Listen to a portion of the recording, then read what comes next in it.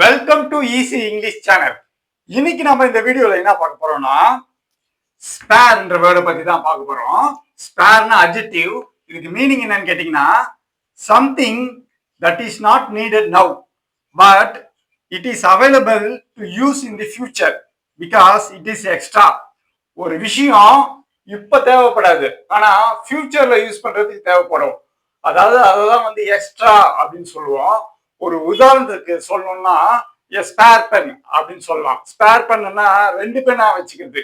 அதாவது ஒரு பேனா எழுதாம போயிடுச்சுன்னா இன்னொரு பேனா எடுத்து எழுதுறதுக்காக எக்ஸ்ட்ராவா வச்சுக்கிறது. அந்த மாதிரி நேரத்துல ஸ்பேர்ன்ற வேர்டை யூஸ் பண்ணலாம். இன்னொரு உதாரணம் சொல்லணும்னு கேட்டீங்கன்னா கார்ல எல்லாம் ஸ்டெப்னி இருக்கு இல்லையா, அதை ஸ்பேர் டயர் அப்படின்னு சொல்லலாம். அதாவது பஞ்சர் ஆயிடுச்சுன்னா ஸ்டெப்னி எடுத்து போடுறோம் இல்லையா, அந்த மாதிரி நேரத்துல அதை ஸ்பேர்ன்ற வேர்டை யூஸ் பண்ணலாம்.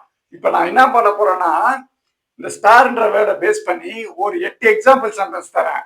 அதை பார்த்தீங்கன்னா எந்த இடத்துல இந்த வேர்டை யூஸ் பண்ணா கரெக்டா இருக்கும் அப்படின்ற விஷயம் உங்களுக்கு புரியும்.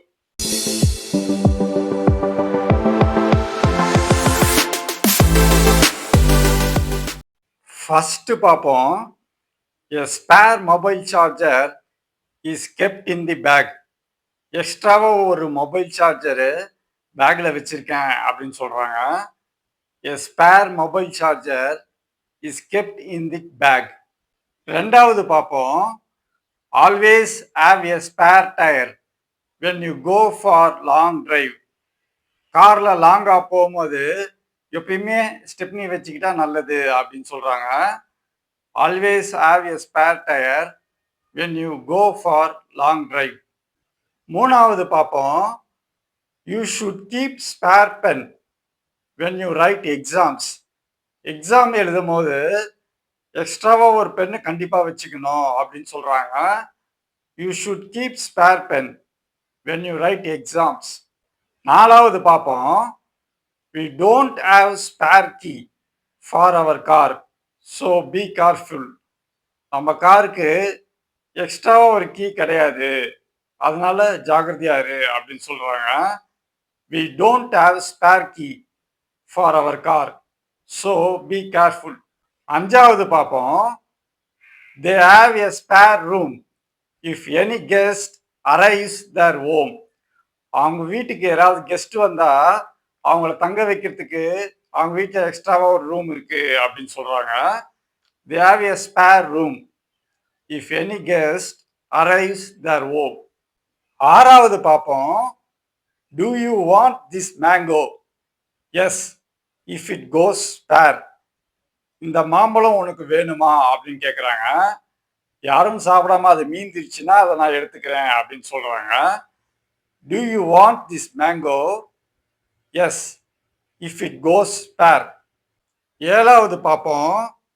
Fan is spare when AC is on.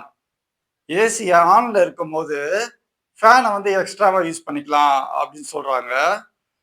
Fan is spare when AC is on. எட்டாவது பார்ப்போம். If this idea fails, don't worry, I have a spare idea. இந்த ஐடியா தோத்துருச்சுன்னா கவலைப்படாத, என்கிட்ட இன்னொரு ஐடியா இருக்கு அப்படின்னு சொல்றாங்க. If this idea fails, don't worry, I have a spare idea. ஸ்பேருக்கு ரெண்டாவது மீனிங் இருக்கு. அது என்னன்னு பார்ப்போம். Time when you are not in work. நீங்க வேலை செய்யாம சும்மா இருக்கீங்க இல்லையா, அதாவது ஃப்ரீ டைம் சொல்றோம் இல்லையா, அந்த மீனிங்ல வரும். இப்போ இதை பேஸ் பண்ணி ஒரு 3 எக்ஸாம்பிள் சென்டென்ஸ் தரேன். அதை பார்த்தீங்கன்னா உங்களுக்கு ரொம்ப யூஸ்ஃபுல்லா இருக்கும். ஃபர்ஸ்ட் பார்ப்போம். I would like to play guitar in my spare time. நான் ஃப்ரீயா இருக்கும்போது கிட்டார் பிளே பண்ணுவேன் அப்படின்னு சொல்றாங்க. I would like to play guitar in my spare time. ரெண்டாவது பார்ப்போம். What does he two in his spare time. அவன் ஃப்ரீயா இருக்கும்போது அவன் என்ன பண்ணுவான் அப்படின்னு கேட்குறாங்க.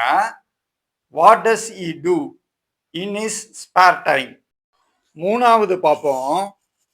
In my spare time I read books. நான் ஃப்ரீயா இருக்கும்போது புக்ஸ் படிப்பேன் அப்படின்னு சொல்றாங்க.